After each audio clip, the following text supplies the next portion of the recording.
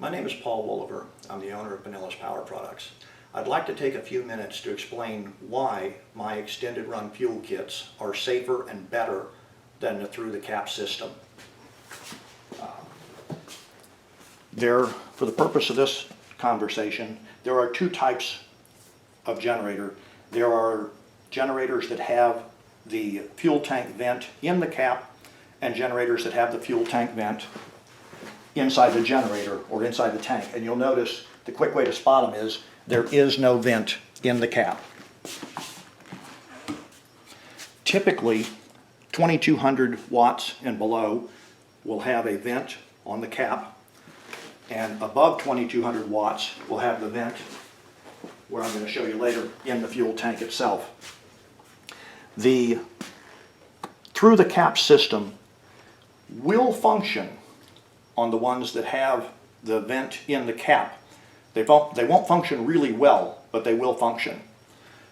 They are absolutely unsafe on the ones that have the fuel tank vent in the tank.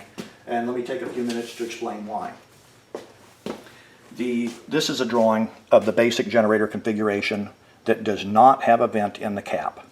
So you've got the tank at the top of the generator and a fuel cap on top of that. And you'll notice when you open up the fuel cap, there is a inlet screen, and there's usually a red line to show you how high you can fill the gas, which is not all the way to the top. Then there's a fuel tank vent, and that's going to be a pipe welded at the bottom of the tank so it doesn't leak, and it goes all the way up to almost the top of the tank, but not quite to the top of the tank, and between, say, 15 millimeters down to about 3 millimeters of an air gap. And then from this pipe goes into an evaporative emissions canister. And from the evaporative emissions canister, there will be a drain hose or overflow, and it runs into a reservoir or collection area in the bottom of the cabinet. There's also going to be a hose that runs from the evaporative emissions tank to the air filter area. And that's going to allow excess fuel vapor to run into the air filter, get sucked into the carburetor, and burned in the engine. Some of them also have a vent that vents the evaporative emissions canister into the cabinet of the generator. I am not a fan of that at all. However, some have it. Also, some brands of generator have a hose that runs from the float bowl vent to the evaporative emissions canister. That I am a fan of, and we'll get more into that in a little bit here. The next thing they'll have is a fuel selector valve, and that's how fuel gets from the fuel tank, goes through the selector valve that has an on-off switch on the front of the generator, through a hose, goes through the needle and seat to regulate the float level, and then on into the carburetor. So now we will show what happens if you use a through the cap fuel system on this generator. Number one, as I said earlier, there's no magic that moves fuel. It's either moved by gravity or by a fuel pump. And since there's no pump in any of these generators, then you're going to have to use gravity. So you set the tank up high. And we've got the fuel level in this tank right up here at this top line. Then these kits consist of a hose and a cap. Some of them will have a prime bulb to help you purge the air from the system.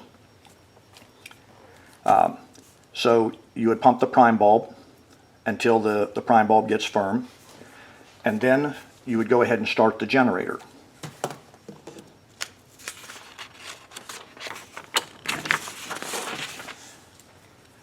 Now, after it's been hooked up like this for a little while, whether the generator is running or not, you'll notice that this remote tank, which was either 6 or 12 or 20 gallons, is almost empty.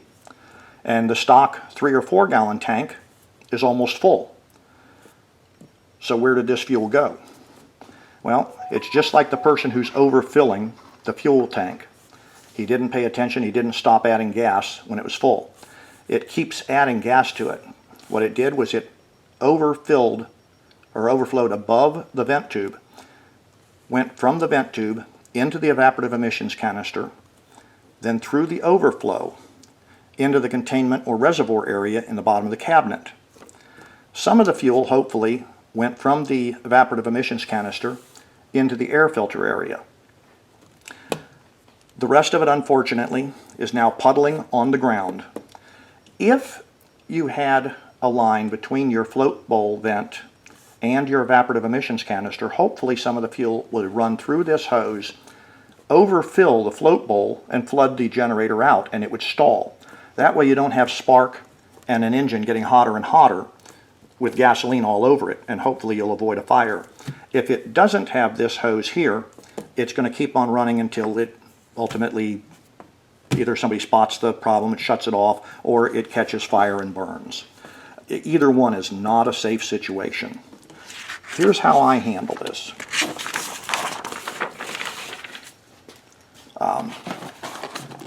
You'll notice that the fuel tank is not up high, it's on the ground, because I use a pump with my system. And let's do this in order. Number one, I use a genuine Yamaha fuel hose. They're more expensive, but they stay flexible in cold weather and they work right. So you've got a fuel hose connecting the remote tank to the generator, a prime bulb that you pump to purge all the air from the system. You'll have inlet fittings, Yamaha style inlet fittings, one on the front of the generator, one on the generator. They do not go into the tank ever at all. And let me show you real quickly here. Like on the Predator 9500, the fuel inlet port is down here by the recoil start rope. On the Westinghouse 4500, it's up here at the top. On the Predator 3500 new style, it's back here in the back. Each generator has the fuel inlet port at a different location. Like the early style Predator 3500, it had it right above the recoil start. However, the late model 3500, there's just not enough room between the recoil start rope and the fuel hose for me to feel safe about it. And if the fuel hose were to touch the recoil start rope and you were starting it by recoil, there would be a possibility of cutting the fuel line, and that's not something I'm willing to accept. With all of my kits, my criteria is, number one, it has to work, and number two, it has to be safe. I won't budge on either one of those two criteria. So at any rate, it will then go through the fuel inlet port, wherever that port is on your particular model of generator, and into the fuel pump. And then from the fuel pump, it'll intercept the fuel line between the fuel selector valve and the carburetor. So it'll be regulated in height by the float and needle. The fuel pumps are sized specifically to work with the size of generator that we're working on. And that means in terms of fuel in gallons per hour and fuel in pressure. Now, if you played with boats and so on, you know the prime bulb. If the prime bulb is bigger, when you squeeze it, it'll move more fuel, and that's your volume. And if you squeeze it harder, it'll put more pressure to it. So that would regulate the pressure. The pulse pumps work pretty much the same way. Here are two pulse pumps. They look identical until you hold them close together and you see that one is about 3 millimeters taller than the other. I use several different sizes of fuel pumps in my kits. And again, it's based on the size of the engine that is most appropriate for the fuel pump.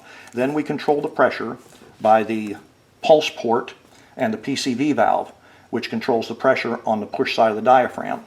So my kits are not a one-size-fits-all. One-size-fits-all usually doesn't work good on anything. My kits are designed to work specifically with a certain model of generator. There are occasions where one kit will work very well on 2 or 3 different model of generators, but that's luck, not in the planning.